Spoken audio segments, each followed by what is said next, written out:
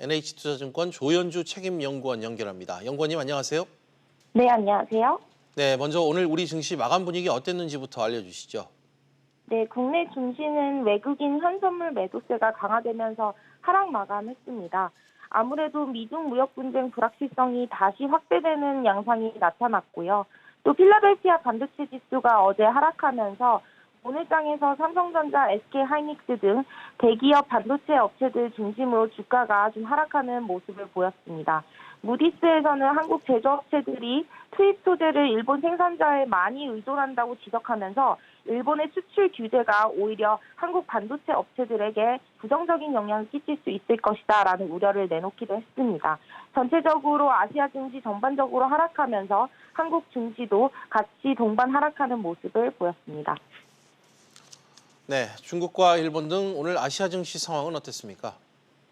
네, 아시아 증시도 미중 불확실성 이슈로 모두 하락하는 모습을 보였는데요. 중국 상해종합지수도 마이너스 1.14%, 니케이 225도 마이너스 0.59%, 그리고 대만 증시도 마이너스 1%를 기록하면서 아시아 주요국이 모두 하락세를 보였습니다. G20 정상회담 이후에 미중 무역 분쟁 불확실성이 해소된다라고 기대를 했었는데요. 어제 중국과 미국 간의 전화 통화에서 트럼프 대통령이 미중 무역 협상은 미국에 이롭게 해소가 돼야 된다라고 언급을 하면서 다시 한번 불확실성이 커지는 모습을 보였습니다. 네, 또 오늘 눈에 띄는 관심 종목은 어떤 게 있었습니까? 오늘 같은 경우는 업종별로 대부분의 업종이 하락한 가운데 전기 방어 업종인 전기가스만이 1%대 강세를 보였습니다. 전기가스 업종에서 가장 큰 시총을 차지하고 있는 한국전력이 2%대 이상의 상승을 기록했는데요. 사실 한국전력의 상승은 기업의 호조보다는 오히려 경기 방어 섹터라는 부분 때문에 좀 상승했던 모습을 보였습니다. 전체적으로 한국의 수출 지표 부진 그리고 2분기 실적 시즌 악화 등의 우려로 경기 민감주보다는 경기 방어주에 대한 포트폴리오 전략이 우세했던 것으로 좀 판단하고 있습니다. 네, 연구원님 마지막으로 내일장 투자 전략 한 말씀 부탁드립니다.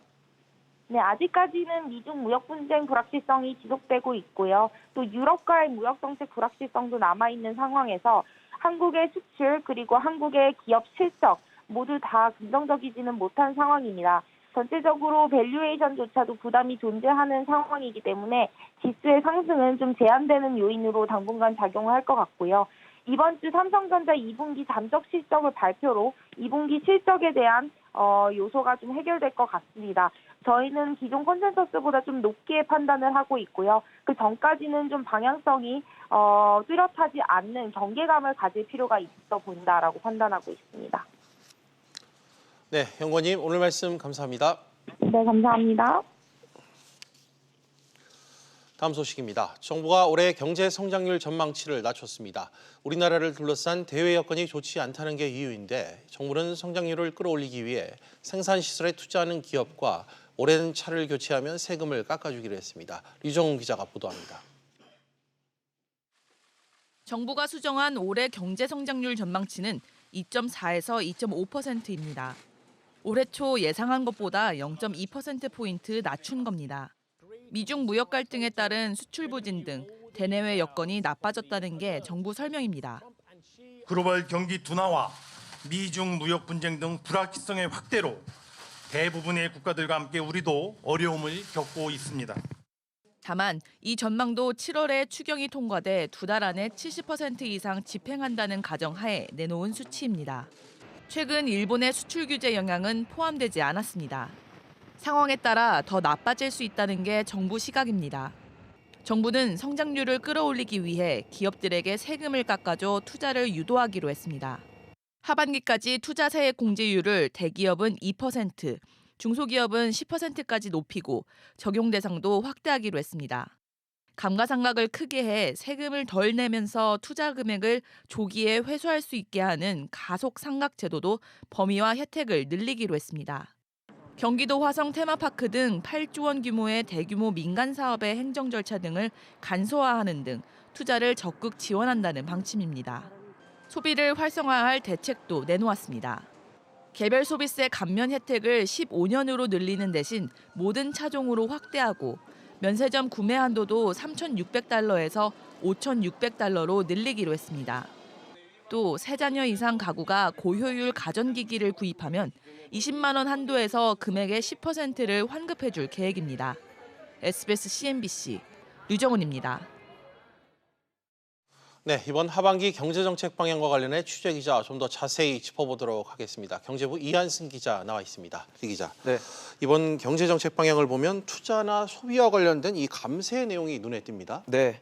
사실 이번 경제정책 방향의 주된 목적은 경기 하강에 적극적으로 대응하자는 겁니다. 예. 아시다시피 최근 우리 경제는 대내외적으로 쉽지 않은 상황에 처해 있습니다. 우리 경제의 버팀목이라고 할 수 있는 수출이 반년째 감소하고 있고 투자 부진도 이어지고 있습니다. 이런 상황을 봤을 때 올해 2.5% 수준의 성장을 정부는 기대하고 있지만 사실은 이마저도 불투명한 상황이라고 볼 수 있습니다. 그렇군요. 이 내수를 살리기 위한 감세 카드가 상당히 많은데 이 네. 노후차를 사면 세금을 또 깎아준다고요? 네, 지금은 이제 10년이 넘은 노후 경유차를 신차로 바꿀 때만 이 개별 소비세를 인하해주고 있습니다. 예. 5%가 들어가는데 1.5%로 낮춰주는 건데요. 앞으로는 15년이 넘은 노후차를 신차로 바꿀 때도 적용이 됩니다. 예. 노후차 범위도 말씀드린 경유차뿐만 아니라 휘발유와 LPG 차량까지로도 확대되는데요. 다만 노후차를 신차인 경유차로 바꿀 때는 이 개소세가 인하되진 않습니다. 예. 개소세 인하 한도는 최대 100만 원인데 교육세와 부가가치세까지 합한다면 최대 143만 원의 감세 혜택을 볼 수 있을 것으로 예상됩니다. 또 3자녀 이상 가구나 기초수급자 등이 있는 집이 에너지 소비 효율이 높은 고효율 가전기기를 사면 구매 금액의 10%를 돌려줍니다. 예. 10%라고 해서 뭐 무작정 다 돌려주는 건 아니고요. 가구당 최대 20만 원까지만 돌려줍니다. 그리고 앞서 보셨던 것처럼 내국인 면세점 구매 한도가 3,000달러에서 5,000달러로 높아지는데요. 여기에 입국장 면세점 구매 한도 600달러까지 합치면 총 구매 한도는 3,600달러에서 5,600달러로 높아지는 겁니다. 네, 뭐 여러 가지 세금 혜택이 있는 것 같습니다. 네. 요즘 또 깡통 전세에 대한 우려의 목소리가 높은데 네. 이에 대한 대책도 오늘 나왔다고요? 네, 그 깡통 전세를 예방하기 위해서 전세금 반환 보증이라는 게 있는데 이 가입 요건이 완화되고 또 지역도도 확대가 됩니다. 전세금 반환 보증은 집주인으로부터 전세금을 돌려받지 못할 경우에 이 보증기관인 주택도시보증공사 허그라는 곳이 집주인 대신에 전세금을 임차인에게 지급하는 제도인데요. 예. 지금은 전세 계약 중에 절반이 지나기 전에 가입을 해야 하고 또 계약 종료 6개월 전에 가입할 수 있는 건 미분양 관리 지역에서만 허용을 하고 있는데 이를 전국으로 확대한다는 겁니다. 그렇군요. 전반적으로 이번 정책이 세부담을 좀 줄이는 쪽에 맞춰졌다 이렇게 해석해도 될까요? 사실 문재인 정부가 출범하고 나서 이 세금에 대한 기조가 법인세를 늘리는 것처럼 증세 기조였는데요. 예. 이번 정책 방향을 보면 그 기조가 좀 바뀌었다는 걸 알 수 있습니다. 예. 세부담을 줄인 만큼 투자가 이루어지면 경제 활력이 높아질 것이라는 기대를 담은 건데요. 하지만 기업들이 이 세제 지원만 보고 투자를 결정하는 게 아니기 때문에 경기 둔화나 노동 비용 상승 또 규제 등에 대한 근본적인 투자 촉진 대책이 필요하다는 지적이 나오고 있습니다. 예. 게다가 지금 계속 말씀드리는 게 감세, 그러니까 결국 이 세수가 줄어드는 상황에서 복지를 확대한다면 재정 건전성에 악영향을 미칠 수 있다는 우려의 목소리도 나오고 있습니다. 네, 이 기자 잘 들었습니다. 급식, 조리원 등 학교에 근무하는 비정규직 근로자 2만 2천여 명이 차별 철폐 등을 요구하며 오늘부터 사흘 동안 일정으로 파업에 돌입했습니다. 이로 인해 전국 만여 개 학교에서 급식이 중단되는 등 학교 운행에 차질이 빚어지고 있는데요. 취재기자 연결해 현재 상황 알아보겠습니다. 임종인 기자. 예, 임종윤입니다. 우선 이 급식에 차질이 빚어진 학교 얼마나 됩니까? 예, 교육부 집계를 보면은 오늘 오전 10시 반 현재 전국 만여 개 학교에서 급식 제공 등의 차질이 빚어졌는데요. 오늘부터 시작된 파업에는 전국 서울에서만 1,000여 곳 등 전국 만여 개 학교에서 전체 비정규직 근로자 등 14%인 2만 2천여 명 조금 넘는 사람들이 참여를 했습니다. 전날 도시락을 싸오도록 이렇게 고지하는 등 미리 대비한 학교도 있었던 반면에 600여 개 가까운 학교에서는 빵과 우유로 대체를 했고요. 230여 개 학교는 아예 수업을 단축하는 이런 방식이 진행이 됐습니다. 그리고 130여 개 학교에서는 급식 외에 이 방과 후 돌봄 교실 운영에도 차질이 빚어졌습니다. 네, 학교 비정규직 근로자들이 파업을 통해 주장하는 거 어떤 내용입니까? 예, 정규직과의 차별 해소를 가장 앞에 두고 있습니다. 현재 9급 공무원의 70% 수준밖에 안 되는 급여를 80%까지 올려달라, 이게 이제 골자인데요.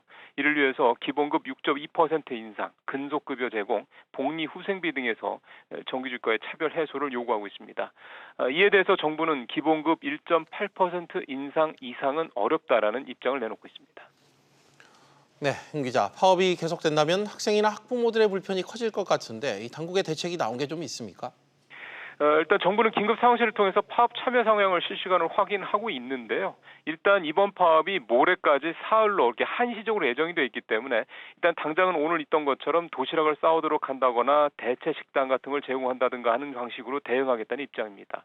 하지만 급여 인상 등 근로자들의 요구 사항이 예산과 직결되는 문제다 보니까 당장 답을 내놓을 수 없다라는 게 교육부의 속사정인데요. 때문에 비정규직 근로자들의 재파업에 만약 돌입한다면 학교 운영의 차질은 물론이고 학생과 학부모들의 불편이 더 길어질 수 있다는 지적도 나오고 있습니다. SBS MBC 임종윤입니다. 최저임금의 업종별 구분 적용 불발에 항의하면서 퇴장한 이후 2차례 불참했던 사용자위원들이 최저임금위원회 제8차 전원회의에 복귀했습니다. 근로자위원이 내년도 최저임금 최초 제시안으로 10,000원을 꺼냈던 만큼 이 사용자위원들이 내놓을 카드에도 눈길이 쏠리는데요. 역시 취재기자 연결합니다. 정광윤 기자. 네, 고용노동부에 나와 있습니다. 예, 파업을 거듭하던 이 최저임금위원회 사용자위원 복귀로 일단 정상화된 겁니까? 네, 조금 전 오후 5시부터 8차 최저임금위원회 전원회의가 진행되고 있는 상태인데요. 지난 27일과 어제 2번 연속 심의에 불참했던 사용자위원 측이 복귀하면서 본격적인 논의에 들어갔습니다. 어제 노동자위원들이 최저임금 1만 원, 즉 19.8% 이상을 제시한 가운데 오늘 사용자위원들은 최소 동결을 제시하거나 아예 올해보다 삭감된 금액을 최초 제시안으로 내놓을 가능성도 있습니다. 참고로 사용자위원 측이 마이너스 인상률을 제시한 건 지난 2009년으로 5.8% 인하를 요구한 바 있습니다. 그런데 정 기자, 사용자위원 9명이 모두 복귀한 것은 아니라고요? 네, 사용자위원 9명 가운데 7명만 오늘 심의에 참석했습니다. 소상공인 측 2명은 끝내 복귀하지 않았는데요. 최저임금 차등화와 관련해 정부가 내년에 이를 추진하겠다는 방침을 밝히지 않는 이상 앞으로도 복귀할 계획은 없다는 입장입니다. 나머지 위원들은 제도 개선 전문위원회를 설치해 소상공인 부담 완화 방안을 논의하겠다는 박준식 최저임금위원장의 말을 믿고 일단 복귀를 결정했다는 입장인데요. 만약 소상공인 측이 빠진 채로 표대결에 들어가면 사용자 측이 불리할 수밖에 없는 상황이라 이들을 복귀시키기 위한 설득을 계속해 나가겠다는 입장입니다. 지금까지 고용노동부에서 SBS CNBC 정광윤입니다. 대한항공 노조의 변화의 바람이 불고 있습니다. 2개로 운영되던 조종사 노조가 통합 작업에 들어간 것으로 확인됐습니다. 임금 협상과 이 오너가의 경영 복귀 등 회사 안팎의 사안 전개에 새로운 변수가 될 전망입니다. 안지혜 기자의 단독 보도입니다. 대한항공 조종사 노조 간 통합이 현실화되고 있습니다. 교섭권을 가지고 있는 민주노총 소속의 조종사 노조가 올해부터 조종사 새 노조와 임금 협상 공동교섭에 나서기로 했습니다.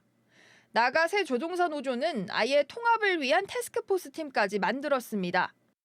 두 노조는 이제 통합을 위한 공동 태스크포스 출범을 앞두고 있습니다. 이로써 지난 2012년 2개로 쪼개진 조종사 노조가 곧 조합원 투표 등 다시 합치는 절차를 밟을 것으로 보입니다.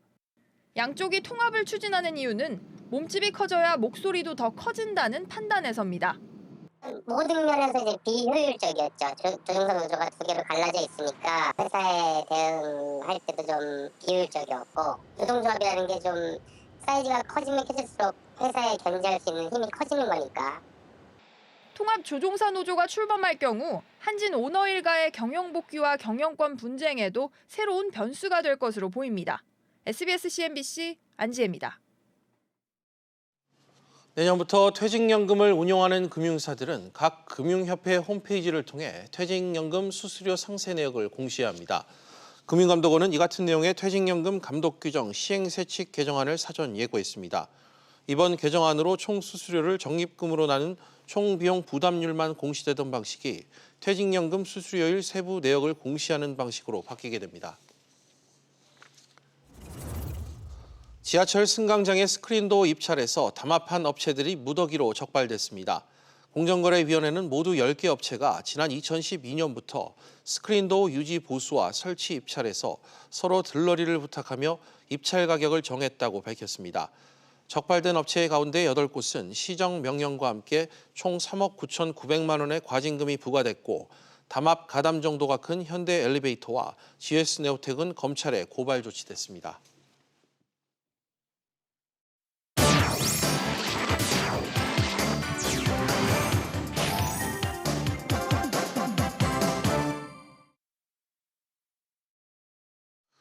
주요 이슈를 체크해보는 시간 이슈 체크 오늘입니다. 그럼 바로 오늘 첫 번째 이슈부터 보도록 하겠습니다. 화면 보시죠. 깊어가는 한일 무역 갈등. 당장 내일부터 일본이 한국에 대한 반도체 디스플레이 소재 수출 규제를 강화합니다. 우리 정부는 기업들과 문제 해결을 논의하고 WTO 제소를 위한 법률 검토에도 착수했습니다. 관련 내용 정인영 기자와 알아보도록 하겠습니다. 정 기자, 김상조 청와대 정책실장이 일본의 조치들에 대해 기업들과 지금 해결책을 논의하고 있다고요? 네, 이 김 실장은 오늘 오전 열린 고위 당정청 협의회에서 기업들과 함께 어려움을 극복해 나가겠다고 밝혔습니다. 김 실장 발언 직접 들어보겠습니다. 그룹을 비롯한 우리나라의 주요 기업들에 직접 연락을 해서 국익을 위해서는 정부와 재계가 함께 소통하고 협력해야 된다는 뜻을 전달을 하고 지금 협의를 하고 있습니다. 네, 협의회에선 일본 규제와 관련한 대응 방안이 논의됐습니다. 당정청은 반도체 소재 부품 등 개발에 매년 1조 원 수준의 투자를 하고 있고 이에 대한 예비 타당성 조사를 진행 중이라고 밝혔습니다. 이번 달 중 경쟁력 강화 대책을 발표할 계획입니다. 네, 정 기자. 그런데 정부가 이번 대책과 관련해 이번 사태와 관련해 정부가 제대로 좀 대응을 하지 않고 있다. 이런 지적도 나오고 있다고요? 네, 이 당정청 협의회가 끝난 뒤 조정식 민주당 정책위의장은 그런 비판에 대해 해명했습니다. 조 의장은 이 정부가 몇 달 전부터 반도체 산업 경쟁력 강화를 위한 대응을 준비해 왔다고 해명했습니다. 하지만 정부 대응에 대한 재계의 쓴소리는 여전합니다. 박용만 대한상공회의소 회장은 자신의 SNS에 일본은 치밀하게 정부 부처 간 공동 작업까지 해가면서 보복을 해오는데 우리는 서로 비난만 하기 바쁘다고 지적했습니다. 네, 이런 가운데 우리 정부가 WTO 제소를 위한 준비 작업에 착수했다고요? 네, 일본의 조치와 관련한 법률 확인과 이 WTO 제소 승소 가능성 등을 검토하고 있습니다. 네. 정부에선 일본의 조치가 관세 및 무역에 관한 일반 협정, 이 가트 11조를 위반했다고 보고 있습니다. 가트 11조란 수출 수입을 할 때 특별한 경우를 제외하고 수량 제한을 금지하는 조항입니다. 일본의 이번 제재가 수량 제한에 해당할 여지가 크다고 보는 겁니다. 네. 하지만 일본이 안보상의 이유를 들어 우리의 논리를 반박할 것으로 예상됩니다. 만약 WTO 제소까지 가면 이 소송에 최대 3년이 걸릴 수 있기 때문에 그 사이 우리 기업들의 피해가 우려되는 상황입니다. 네, 일본의 규제가 그 사이에 더 확대될 것이다. 이런 전망도 나오고 있다고요. 네, 이 강제징용 배상 판결에 대한 한국 정부의 대응을 촉구하기 위해서 더 강한 조치가 실시될 수 있다. 이런 관측이 나오고 있는데요. 제재 대상이 확대된다면 전방위적인 타격이 예상됩니다. 첨단 산업의 소재나 부품, 반도체 장비에 이르기까지 일본 측은 이미 100개 정도의 리스트를 가지고 있고 이게 빠른 속도로 추가 조치가 나올 가능성이 높다는 것이 우려되는 대목입니다. 네, 정 기자 잘 들었습니다. 그럼 다음 이슈로 넘어가 보겠습니다. 두 번째 키워드입니다. 인보사 허가 취소. 식품의약품안전처가 성분이 뒤바뀐 코롱생명과학의 관절염 치료제 인보사에 대한 품목 허가 취소를 최종 확정했습니다. 허가를 받은 지 2년 만에 시장에서 퇴출이 확정된 건데요. 파장이 클 것으로 예상됩니다. 황인표 기자와 자세히 짚어보겠습니다. 황 기자, 네. 먼저 그동안 어떤 일이 있었는지 다시 한번 짚어주시죠. 네, 인보사는 지난 2017년 7월에 품목 허가를 받고 그해 11월에 출시가 됐습니다. 세계 최초 골관절염 유전자 치료제로 시장에 화려하게 등장하면서 큰 주목을 받았는데요. 올해 3월 좀 운명이 바뀌게 됐습니다. 미국 내 판매를 위해서 의약품 위탁 생산업체의 성분 분석을 의뢰하면서 성분명이 뒤바뀐 걸 알게 된 겁니다. 1에겐 사람 연골세포가 2에겐 연골유래세포의 형질전환세포가 담긴 것으로 신고했는데 알고 보니까 2에게 실제 성분이 신장세포였던 겁니다. 식약처가 곧바로 인보사 유통과 판매를 중지했고 오늘 최종적으로 품목 허가 취소 결정을 확정했습니다. 허가받지 않은 성분이 의약품에 포함된 게 가장 큰 문제고 또 신장세포가 종양을 유발할 수 있다는 우려 역시 명확하게 해소되지 않았습니다. 네, 형 기자. 인보사가 취소 확정 처분을 오늘 최종적으로 받았는데 코롱 측이 입장을 좀 내놓은 게 있습니까? 네, 먼저 이번 결정에 대해서 그 집행정지 가처분 신청과 함께 행정소송 등 법적 절차를 밟겠다고 밝혔습니다. 네. 아울러 미국 FDA 임상 3상 실험을 재개할 예정이고 국제적으로 공신력 있는 기관이나 전문가를 통해서 인보사의 안전성과 유효성을 재확인하겠다고 밝혔습니다. 또 내일 이우석 코롱 생명과학 대표가 기자간담회를 열어서 그 환자 안전관리 종합 대책을 발표할 예정인데요. 앞서 코롱 측은 그 투여 환자 3천여 명을 대상으로 앞으로 15년 동안 이 건강에 문제가 없는지 장기 추적하겠다고 밝혔습니다. 네, 사실 오늘 이 허가 취소는 예견된 수순이다 이런 분석이 좀 지배적이었는데 향후 좀 파장이 만만치 않을 것 같아요. 여러 가지 얘기가 나오는데 먼저 그 코롱 티슈진의 상장 폐지 심사 대상 여부가 오는 10일에 결정이 됩니다. 실제 상장 폐지가 결정될 경우 이 소액주들의 엄청난 좀 반발이 예상되고 있는 그런 상황이고요. 또 인보사 투여 환자의 손해배상 소송 움직임도 커지고 있습니다. 지금까지 760여 명의 투약 환자들이 원고 모집에 참여한 것으로 알려졌습니다. 검찰 수사도 급물살을 타고 있는데요. 지난달에 코롱 생명과학과 식약처를 압수수색한 데 이어서 최근에는 코롱 티슈진 임원들도 소환 조사한 것으로 알려졌습니다. 또 이웅열 전 코롱그룹 회장에 대해서도 출국 금지 조치를 내려놓은 상황입니다. 네, 황 기자 잘 들었습니다. 네, 그럼 마지막 이슈 살펴보겠습니다. 세 번째 키워드입니다. KT 황창규 체제 무너지나. KT는 지난해 회장 선출을 위해 4단계의 선출 방식을 마련했습니다. 그런데 이 변경된 방식에 이 현 황창규 회장의 입김이 작용할 수 있다는 의견이 나왔습니다. 취재 기자와 좀 더 이 내용 짚어보겠습니다. 최나리 기자, KT 회장의 선출 방식에 문제를 제기한 이 보고서가 나왔다고요? 네, 그렇습니다. KT의 전현직 임원들의 비공식 모임으로 알려진 K비즈니스 연구포럼이 차기 회장 선출 방식의 문제점을 제기했습니다. 예. 지난 1일자로 작성이 된 KT 바로 세우기 제언이라는 바로 이 문서인데요. 현재 그 차기 회장 선출 방식은 물론 경영 시스템에 대한 문제를 포함해서 내용을 구성하고 있습니다. KT 이사회에 비공식적으로 전달이 된 것으로 알려졌습니다. 구체적으로는 내년 2월 임기가 끝나는 황창규 회장이 후임 회장을 선출하는 과정에 영향을 미칠 수 있다는 지적이 담겨 있습니다. 네, 최 기자, 어떤 근거로 이 같은 비판을 하는 거죠? 네, 문서에 따르면 경영기획부문장이 관할하는 지배구조위원회에서 차기 회장 후보를 추천하는 현재 방식이 문제라는 겁니다. 먼저 현재 KT 회장 선임 절차를 보시면요. KT는 지난해 변경된 정관에 따라 4단계로 회장을 선출하게 됩니다. 지배구조위가 후보군을 고르게 되는데요. 연구포럼 측은 사내외 이사 5명이 참여하는 이 지배구조위에 문제를 제기하고 있습니다. 위원회 및 이사회 전체의 운영 총괄을 김인혜 사장이 맡고 있는데 김 사장은 황 회장의 비서실장 출신이어서 지배구조위가 황 회장의 입김에서 자유로울 수 없는 구조라는 겁니다. 네. 따라서 지배구조위에서 공개 모집을 통해 후보자를 접수를 받아야 한다는 등의 제안이 담겨 있습니다. 네, KT의 입장은 지금 나온 게 있나요? 네, KT 측은 곧바로 입장문을 통해서 후임 회장 선출에 황 회장의 영향력이 미칠 수 있다는 주장에 대해 일축했습니다. 우선 KT에 따르면 지배구조위원회는 이사회에 소속된 독립적 기구입니다. 또한 지배구조위원장은 경영기획부문장이 아닌 김대유 사회이사라고 밝혔습니다. 그러니까 연구포럼 측의 주장이 기본적인 사실관계에 기초한 것이 아니라는 지적입니다. 이와 함께 문서의 작성자인 해당 연구포럼이 KT 전현직 임직원들이 참여하고 있다고 주장하고 있지만 명단을 밝히고 있지 않아서 그 실체를 알 수 없다고 말했고요. KT는 또 황창규 회장이 차기 CEO 선임 절차에 일체에 관여하지 않고 있다고 못 박았습니다. 네, KT가 이 회장 선출 과정을 그동안 공정하게 좀 바꿨다 이렇게 주장해 왔는데 이런 논란이 계속해서 나오는 이유가 뭡니까? 네, 이렇게 내외부에서 지적이 나오는 이유는 전현직 회장들이 정관계 로비와 채용 비리 등의 의혹에 관련돼 있기 때문입니다. KT는 현재 지배구조위를 중심으로 사내 회장 후보자 구성과 조사를 진행 중인데요. 전문성과 글로벌 리더십을 갖춘 후보가 선정된다면 해결이 될 것으로 보입니다. 네, 최 기자 잘 들었습니다. 비즈 플러스 계속해서 오후 토론으로 이어가겠습니다. 오후 토론은 이 시청자 여러분들도 유료 문자 100원으로 의견 보내주시면 실시간 토론에 참여하실 수 있습니다. 샵 3698번으로 많은 참여 부탁드리겠습니다.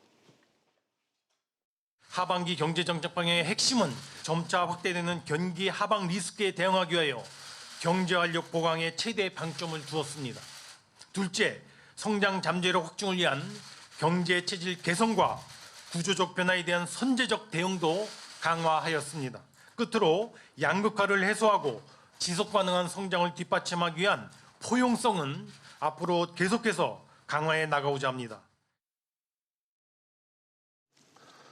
올해 상반기 경제 상황은 그리 좋지 않았습니다. 투자와 수출엔 이 빨간불이 들어왔고 내수 시장 또한 불안정했는데요.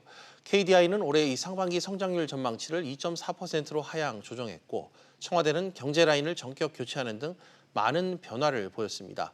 그리고 정부도 이 사실을 체감하고 있는 모양새인데요. 오늘 정부가 하반기 경제정책 방향을 내놓았습니다. 주로 이 경기 하방 리스크 대응을 위한 보강 정책의 방점이 찍혔는데 여전히 시장의 흐름과 맞지 않다는 지적들이 나오고 있습니다. 오늘 오후 토론에선 하반기 경제정책 방향에 대해 어떤 내용이 담겨 있는지 또 우리 경제가 어떻게 흘러가야 좋을지 짚어보는 시간 갖도록 하겠습니다. 오늘도 두 분의 전문가 모셨습니다. 조동근 명지대 경제학과 교수, 최양호 한국외대 경제학과 교수 모셨습니다. 안녕하십니까? 네, 반갑습니다. 네. 예, 먼저 이 조 교수님께서 지금 아직 도착하지 않으셔가지고 예. 최 교수님하고 먼저 좀 얘기를 해야 될 것 같습니다. 먼저 이 한국 경제 하반기 경제 전망 여전히 상반기에서 좋지 않은 상태죠. 이번에 이제 발표한 걸 보니까 경제가 이제 엄중한 위기에 처했다는 인식은 한 것 같은데 그렇다고 뭐 결국 뚜렷한 대책이 없어요. 그래서 현재 저희가 이제 생각하는 것은 특별한 대책이 없으면 경제 위기로 넘어갈 수 있는 아주 문턱에 와 있기 때문에 조금 더 이 경제에 활력을 넣을 수 있는 그런 대책들이 좀 나왔으면 했는데 오늘 나온 걸로 봐서는 인식은 하는 것 같아요. 인식은 하는데 아직까지 큰 뭐 어떤 방향성이나 가치관의 변화 없이 뭐 기존에 썼던 대책들이 나오는 걸 봐서 약간 실망스러운 면들이 조금 있습니다. 네. 알겠습니다. 정부가 올해 경제 성장률 전망치를 기존보다 0.2%포인트 오늘 좀 낮춘 2.4에서 2.5로 제시를 했는데 이미 예고된 수순이었다고 봐야 되겠죠? 그렇죠. 잘 아시겠지만 이게 최초에 작년에 이거 발표할 때 2.8%였어요. 그게 2.6, 2.7로 내려왔다 2.4, 2.5로 내려왔는데요. 이제 분명한 것은 소득주도 성장이라는 경제 정책의 한계성을 이제 드러냈고 일부 이제 인정을 하는 그런 부분인데요. 사실 우리 연초에 IMF에서 얘기할 때 추경이 없으면 2.0%까지 떨어질 수 있다는 경고를 우리가 받았었거든요.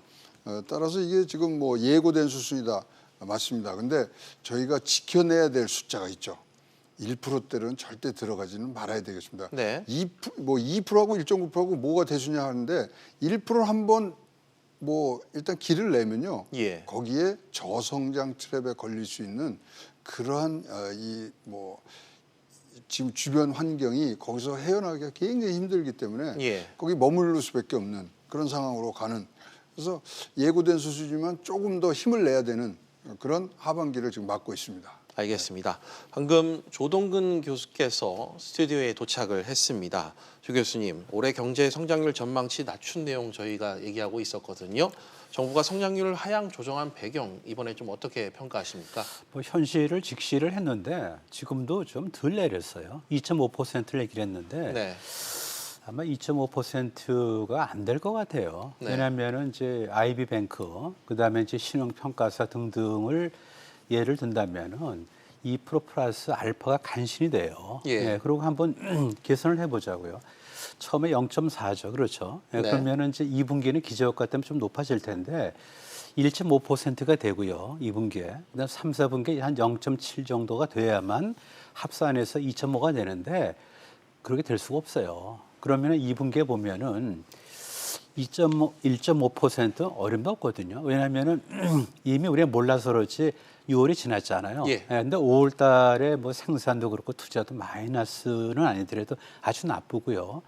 6월에 수출도 아주 나빠요. 그러면은 그걸 감안하면은 1.0이 될까 말까 해요. 그럼 마이너스 0.4, 더하기 1.0 해보세요. 0.6이죠? 예. 그건 뭐 얼마입니까? 그 다음에 3, 4분기 얼마가 되겠어요? 그러면은 지금은 우리가 좀 이렇게 앞으로 이제 프로젝션 하면은 2%가 간신히 될 것 같아요. 또는 2%에서 조금 좀 못 미칠지 모르겠는데 하긴 나름인데 너무 추경 같은 데 의존하면 안 돼요, 사실요. 예. 기초 체력이 중요하지 바깥 사람 먹고 100m 뛰겠다 하면 안 되는 건 이제 그런 이해가 되는데 지금 그런 격이에요. 너무 좀 추경에 많이 의존하는 것 같아요. 추경이 뭐가 이렇게 요술지팡입니까? 그건 아니죠. 이미 뭐 예비비 있고요, 다 있고 그래서 추경이라는 거는 어떻게 보면 말 그대로 돌발적인 상황이 벌어져서 예산에 반영 안 된 거를 추후에 보정하는 그런 것이 성장을 관리한다든지 예. 위기를 극복하는 그런 디딤돌로서는 의미가 없는데 너무 의존한다, 추경에. 희망적인 시나리오를 쓰고 있다. 이렇게 저는 봐요. 네. 상시적인 추경에 상당히 좀 비판적인 입장을 네. 좀 내비치는데 할 말씀이 지금 이제 있으신가요? 경제 성장률 2.4% 지금 이제 화면에 네. 나오고 있는데요. 2.4%의 전제 조건이 몇 개가 있습니다. 예. 첫 번째, 추경이 되었을 때. 추경 지금 국회에서 저렇게 공존하고 있지 않습니까? 그다음에 일본에 지금 경제 제재가 들어왔는데 그거는 반영이 안 돼 있습니다. 그리고 지금 투자에 대해서 지금 굉장히 여러 가지를 내놨는데요.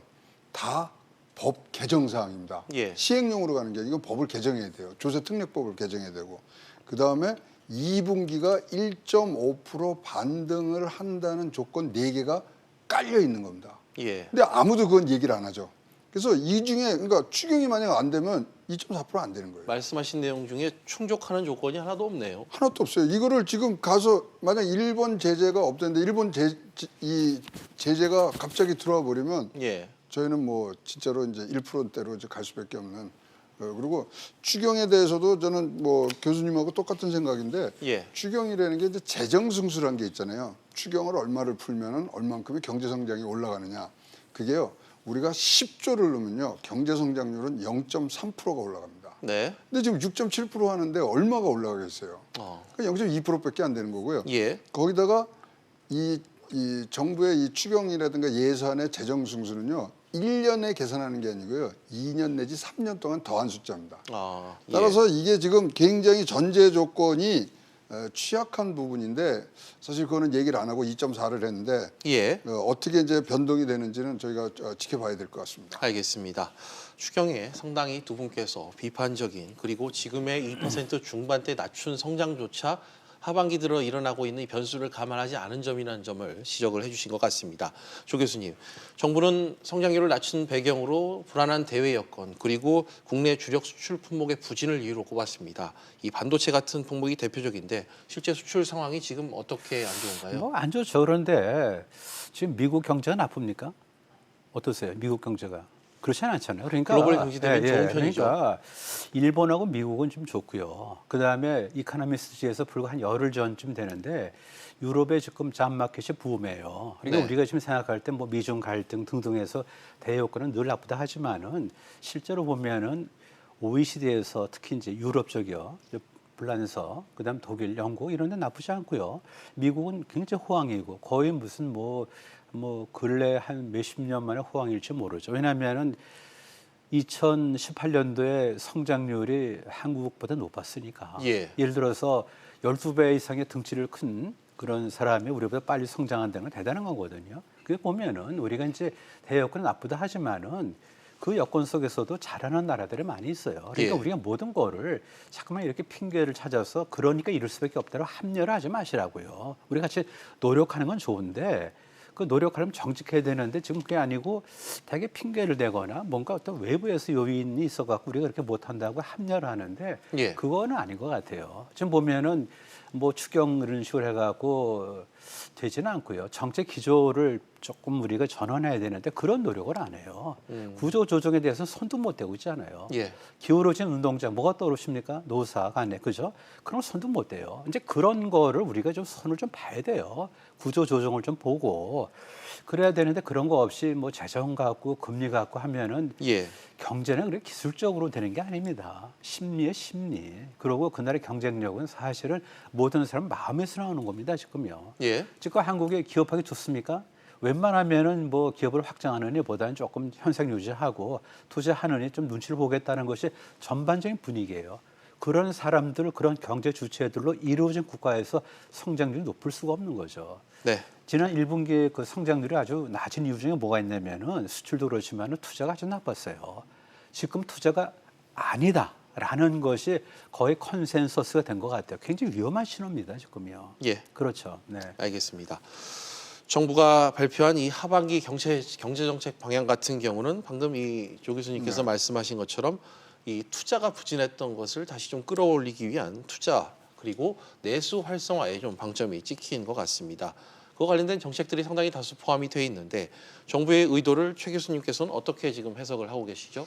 지금 이제 우리가 쭉 그 지난해부터 이제 이런 경제 운영 방향에 대해서 나온 거 몇 개를 보면요. 예. 작년에는 소득주도 성장이 뭐 첫 번째 단어로 나옵니다. 네. 근데 그게 빠지기 시작했어요. 빠지면서 기업 투자 촉진 뭐 이런 것들이 나오고 예. 요번에는 완전히 확장적 재정 기조를 박아놓습니다.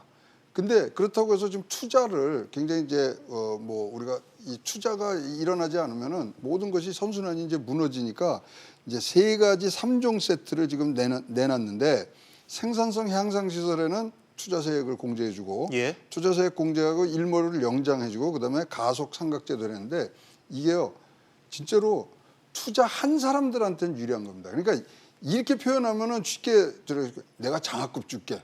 예. 장학금 주는데 너 대학교는 꼭 네 힘으로 들어와야 돼. 대학교 지금 들어가기가 힘들어 죽겠는데 대학교 들어오면 장학금 준다는 얘기거든요. 투자를 한 사람에게 혜택을 주는 제도이기 그렇죠. 때문에. 그리고 좀 큰 기업들은요 이렇게 뭐 이거 발표했다고 지금 2달, 3달 만에 투자 몇 조씩 하는 그거는 아니지 않습니까? 예. 그래서 이것이 과연 이 성과가 있을 것이냐. 근데 숫자를 해보니까 지금 생산성 향상시설 투자세액 공제 뭐 어마어마하게 지금 뭐 굉장히 좋은 것 같은데 결국은 5천억밖에 효과가 없는 거예요. 그 따져보면 투자도 지금 3종 세트 세제 혜택을 늘린 투자를 늘리는 부분 이 부분도 모양은 굉장히 좋은데 네. 일단 그냥 반창고 정도를 바르는 거지 예. 깊이 있는 수술을 한 거는 아니라고 보여집니다. 알겠습니다. 상당히 정책에 대해서 지금 비판적인 입장을 내보셨는데요. 뭐 조 교수님께서도 이와 관련한 말씀을 좀 해주신다면요. 뭐 비판보다도 그냥 우리가 현실을 직시하는 겁니다. 뭐 예. 이렇게 비판할 필요는 뭐가 있어요. 그런데 일전에 뭐 불과 며칠 전이죠. 트럼프 대통령이 한국인 기업인들한테 뭐 지니어스, 예. 그러니까 뭐 천재 기업가라는 얘기를 했는데 아마 그런 얘기 처음 들었을 거예요. 대한민국 땅에서. 근데 그게 참 이상하지 않아요? 왜 대한민국 땅에서 외국인에 의해서 그런 얘기가 들려야 됩니까? 바꿔 말하면 그 부분이 좀 우리가 우아했습니다. 기업인에 대해서 어떤 눈으로 보셨어요? 한번 제가 좀 여쭤보자고요, 보면은. 그렇게 하고 경제가 좋아질 수가 있습니까? 그다음에 또 하나 글로벌 기업이죠. 우리나라 지금 큰 기업들은요. 글로벌 기업입니다. 대한민국에 있는 기업은 대한민국에 발을 뒤졌을 뿐이지 사실 세계의 무대를 이제 뭐 대선을 뛰는데 트럼프가 당선되고 나서 예. 한국의 글로벌 기업들이 놀랍게도 40조 원을 투자를 했어요. 그러니까 2017년에 이제 뭐 출범했으니까 2년 사이에 예. 한국에 있는 글로벌 기업들이 미국에다가 40조 원 가까이 투자를 했다고요. 왜냐면 거기에 좋으니까 간 거죠. 예. 아쉬운 게 그 40조 원이 한국에 있었다면 어떻게 됐을까? 근데 우리가 그러면 40조 원을 갖다가 거기다 투자했다고 왜 그러니 애국심 없냐? 이렇게 얘기는 못 하는 게 예를 들어서 누구도 마찬가지 기업인은요. 이 돈이 어디에 가면 대접을 받을까? 이 돈을 어디에 쓰면 내가 살아남을 걸 고민할 거 아닙니까? 따라서 최선의 선택을 한 것이 국내를 떠나는 게 그 선택이었어요. 네. 그렇다면 어떻게 되겠습니까? 한국으로 발길을 돌리게끔 하려면 예. 거기에 적합한 환경을 만들어줘야 돼요. 새는 추워요. 새 둥지가 있어야지만은 둥지 속에 새가 있잖아요.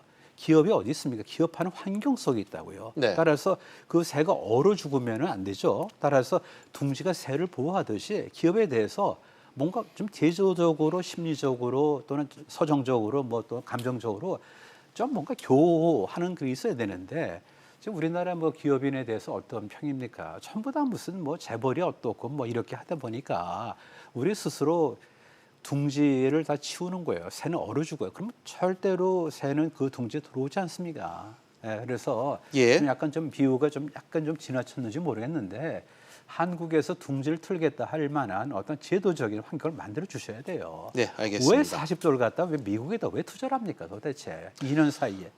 이번 경제정책 방향을 두고서도 사실 재탕이다, 삼탕이다 이런 지적이 계속해서 또 저희 언론을 통해서도 계속해서 나오고 있습니다. 두 분께서는 좀 이 부분과 관련해 어떻게 평가를 하시는지요? 근데 삼탕이다 재탕이다는 건 얘기는 기초적인 기본 전제가 있어요. 왜냐하면 이번에 경제 사령탑이 바뀌었잖아요. 정책실장 바꾸고 경제수석 바꾸고 뭔가 바뀐 게 나올 줄 알았거든요. 무엇이 바뀌냐? 산업 체질을 개선할 수 있는 구체적인 대책이 나올 줄 알았는데 다 보던 거예요. 재방송이에요. 그리고 진짜로 뭐 이 일부 언론에서는 엄벌의 오줌 누기식의 이런 고식지게로 갔다. 이런 걸 보니까 지금 새로운 뭐 사람 바꾸고 그러면 좀 희망이 있었는데 그런 부분에서도 굉장히 지금 좀 실망감이 더해지고요. 현재 지금 소득 주도 성장이 국내외 부정적인 요인을 극복하지 못했다는 것에 대한 지금 철저한 반성이 있어야 되는데 그 부분부터 다시 시작하는 새로운 팀에게 좀 전하고 싶은 말들이 굉장히 많은 하반기 경제정책 운영 방향이었습니다. 네, 경기 하강 국면을 인식하고도 너무 안일한 정책을 펼치는 것 같다. 이런 지적도 나오고 있는데 조 교수님께서는 이번 정책 평가를 좀 해주신다면요.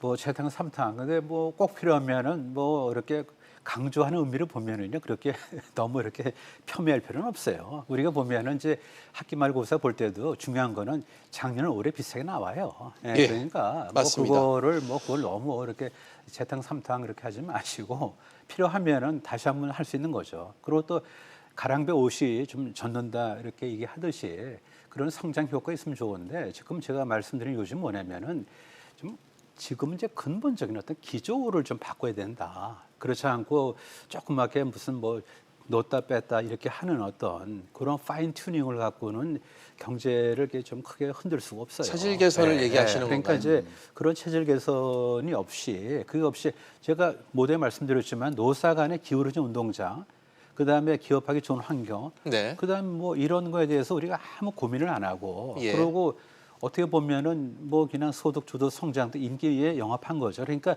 구조 조정에 대해서는 어떤 고통을 피하고 그냥 뭐 굴러가면 된다고 생각한 건데 그게 아니에요. 지금은 이제 우리가 그야말로 이제 2.0을 갖다가 쭉 내려갈지 모른다 할 정도면은 근본적으로 뭐부터 손을 갖다 대야 될까를 한번 봐야 돼요. 그거 없이는 안 되고요. 우리나라 보면 지금 기득권이 얼마나 또 정합니까? 그러니까 새로운 거를 들여놓기도 어려워요, 지금요. 그렇죠. 그러니까 우버 이런 거 우리가 합니까? 못하죠.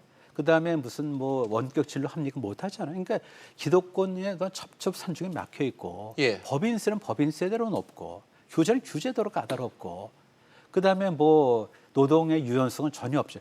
그런 가운데서 무슨 도대체 재정, 금융 뭐 해갖고 뭐를 성장을 갖다 이렇게 끌어올립니까 지금요. 그러니까 지금은 솔직하게 우리가 완전히 제로 베이스로 우리가 뭐부터 손을 봐야 될까. 그렇다면 인프라에 해당되는 것부터 봐야 되고 우리가 바꿔야 될 기조가 뭔가 또 기조를 우리가 어떻게 이걸 갖다가 좀 방향을 바꿔야 되나 한번 고민해야 돼. 그거 없이 추경 가지고 금리 가지고 그건 절대로 안 됩니다.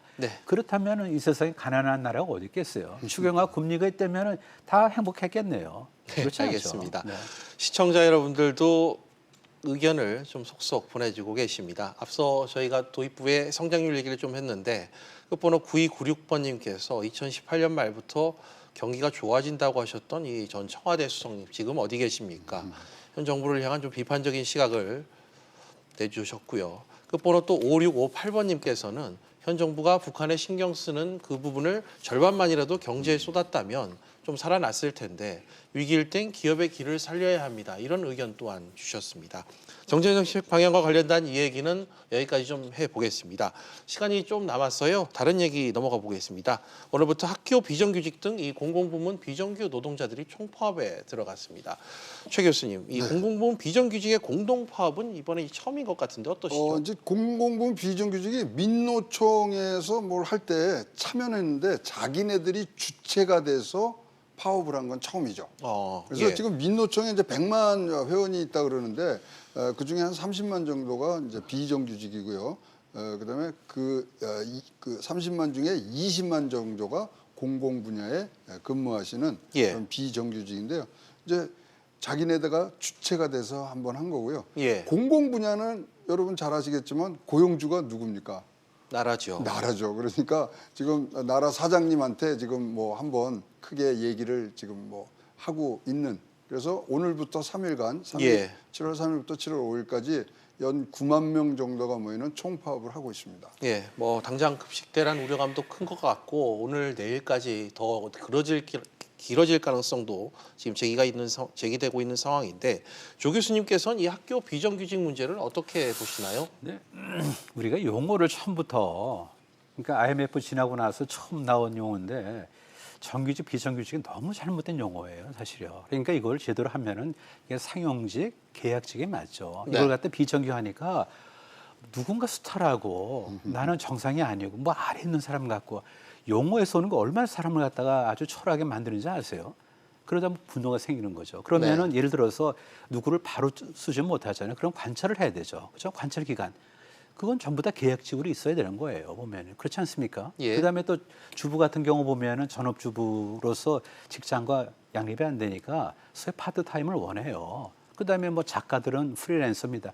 그거 보면은 계약직이 굉장히 다반사일 수밖에 없는 거예요. 이걸 왜 정규, 비정규로 만들어가지고 우리가 화를 자초한 겁니다. 그다음 또 하나 제가 지적하지 않을 수 없는 게 한번 시간 여행을 해보시자고요. 한 2년여로 좀 돌아가면은 2017년 5월 10일 날, 그러니까 이제 선거 그 다음 날이죠, 그렇죠? 문재인 대통령이 당선되고 나서 처음 간 데가 어딘지 아시잖아요. 그러니까 인천공항공사를 간 거라고요. 가서 비정규직, 그러니까 공공부문의 비정규직을 없애겠다는 것이 첫 국민과의 대면이고 첫 대화였어요.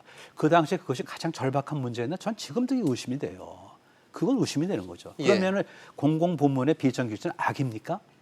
그걸 어떻게 대통령이라 한 번에 그걸 일고에 그건 아니죠. 따라서 우리는 뭐냐면 우리의 관점은 뭐냐면은 정규 비정규가 아니고 비정규로 일컬어지는 그런 분들의 어떤 처우 문제가 개선될 수 있는 여지가 있도록 하면 되는 거예요.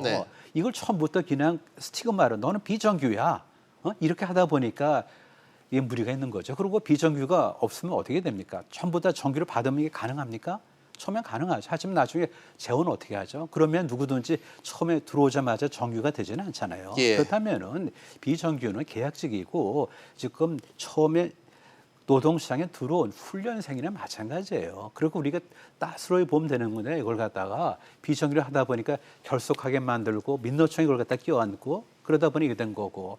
그리고 당연히 우리가 보면 교사들하고 그다음에 교사를 돌봄이 할 수 있는 어떤 그런 이제 좀 지원 시스템으로서 이제 급식하는 분들 그런 분 직무가 달라요. 직무가요. 직무가 다른데 그분을 다른 직무에 계신 분을 달리 대접하는 건 그건 맞는 거예요. 지금요.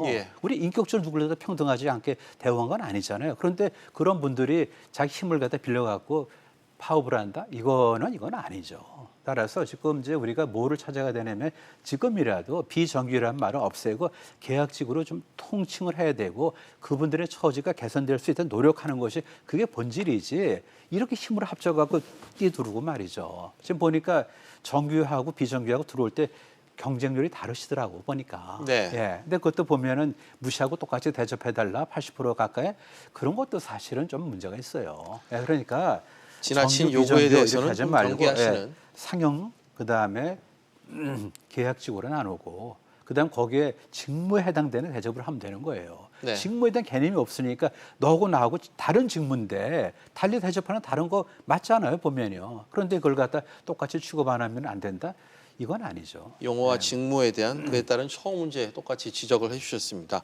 마지막 질문은 최 교수님께 해야 될 것 같습니다. 공공부문 이 비정규직 문제 원만한 해결이 좀 어렵겠는데 지금 상황으로 봐선 그래도 방법이 좀 없을까요? 지금 이제 세 가지를 요구를 했어요. 공공부문의 비정규직 철폐, 그다음에 상시 지속 업무에 대해서는 고용을 원칙으로 한다. 그다음에 노정 교섭 구조를 구축해달라. 이제 이 부분이 세 가지인데요. 이게 뭐 시작된 거는 사실 교통비, 식대, 복리후생비가 기본급에 들어가면서 이제 이게 좀 낮아졌어요. 왜냐하면 최저임금 그것 때문에. 그래서 사실은 지금 뭐 그 급여의 현실화 부분들에 대해서 일단 어느 정도를 좀 해줘야 되고요. 일단 공정임금이라는 얘기들을 좀 많이 하기 때문에 굉장히 어려운 처지에서 하시는 분이니까 일단 업무적으로 하고 일단 우리가 무상급식이라는 그런 정책을 우리 이제 나라에서 쓰고 있기 때문에 사실 이거 공공재가 돼버렸거든요. 그렇다면 이런 분들도 사실 필수 유지 업무로 재분류를 해서 다른 차원에서 한번 접근하는 것도 분명히 해결책 중에 하나라고 생각을 합니다. 네, 제도적인 변화도 함께 지적을 해주신 것 같습니다. 두 분 말씀 오늘 여기까지 듣겠습니다. 감사합니다. 네.